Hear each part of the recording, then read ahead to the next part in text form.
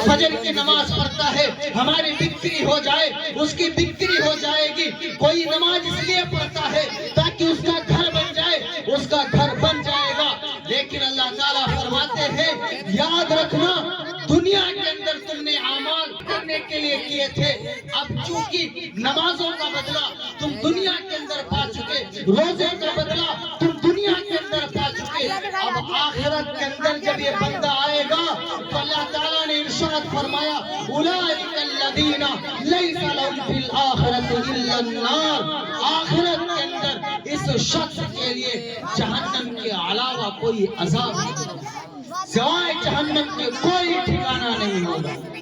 آپ غور کریں کہ دنیا کے اندر تو آپ حاجی صاحب تھے، دنیا کے اندر 5 وقت کی نمازیں پڑھنے والے آپ تھے، دنیا کے اندر زکوٰۃ ادا کرنے میں پہل آپ کیا کرتے تھے، دنیا کے اندر امامت کے معاملے میں بڑھ کر کے آپ جاتے تھے، ہر دینی مسئلے کے سامنے آپ کھڑے رہا کرتے تھے، لیکن آپ کی نیت کے اندر کھوٹ تھا تو آپ کے اعمال کا بدلہ دنیا کے اندر ختم ہو گیا۔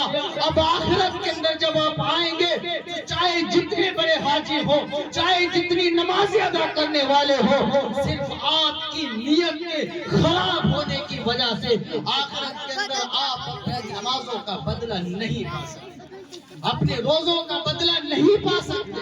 بھول جاؤ یہ بات اور یاد رکھ لو، اگر دنیا کے اندر تمہاری نیت خراب ہے، دنیا کے اندر اگر تمہاری نیت کے اندر کھوٹ ہے تو دنیا کے اندر تمہارے اعمال کا ثواب ختم ہو جائے گا اور آخرت میں سوائے جہنم کے کوئی ٹھکانہ نہ ہوگا۔ اس لیے میرے محترم دوستو، اگر ایک چھوٹی سی میلاد بھی ہو جس میں دین کی باتیں کی جائیں تو ہماری نیت یہ ہونی چاہیے کہ ہم اس لیے کروا رہے ہیں تاکہ ہمارا اللہ راضی ہو، ہمارا اللہ خوش ہو جائے، ہمارا کاروبار چلے یا نہ چلے، اللہ کا حکم ہے نماز ادا کرو، ہم نماز ادا کریں گے، بیماری کتنی بھی آئے اللہ کا حکم ہے صدقہ کیا کرو، ہم صدقہ ادا کریں گے، کتنی بھی پریشانیوں کا سامنا تمہیں کیوں نہ کرنا پڑے، اللہ کا حکم ہے شریعت کے خلاف کبھی نہ چلنا، تو یہ طے کر لے اور لکھ لو کہ دنیا کے اندر کچھ بھی ہو جائے ہم اللہ کے حکم کے خلاف کوئی کام نہیں کر سکتے۔ ہم جو بھی دنیا کے اندر کریں گے اللہ تعالیٰ کی رضا کے لیے کریں گے، اللہ تعالیٰ کی خوشی کے لیے کریں گے۔ یہ پہلا گناہ ہوا جس کی وجہ سے ہمارے اعمال کا ثواب دنیا کے اندر ختم ہو جاتا ہے، اور دوسرا گناہ جس کی وجہ سے ہمارے اعمال کا ثواب دنیا میں ختم ہوتا ہے وہ ہوتا ہے انسان کے اندر تکبر اور گھمنڈ کا گناہ۔ یہ تکبر اور گھمنڈ یہ ایسا گناہ ہے جس کی وجہ سے انسان کے اعمال کا ثواب دنیا کے اندر ختم ہو جاتا ہے۔ ایک بندہ جو راتوں کو اٹھ کر عبادتیں کرتا ہے، چاہے دن ہو چاہے رات ہو کوئی بھی وقت ہو، وہ بندہ عبادتیں کرتا ہے، وہ سمجھتا ہے اور امید کرتا ہے کہ ہماری عبادتوں کا بدلہ آخرت کے اندر ملے گا، لیکن دنیا کے اندر اگر اس بندے کے اندر تکبر اگر پایا جاتا ہے تو یاد رکھو آپ کی عبادتوں کا ثواب دنیا میں ختم، آپ کے روزوں کا ثواب دنیا میں ختم، آپ کے تمام نیک اعمال کا ثواب دنیا میں ختم، آپ اپنی عبادتوں کے ذریعے جنت کے اندر نہیں داخل ہو سکتے۔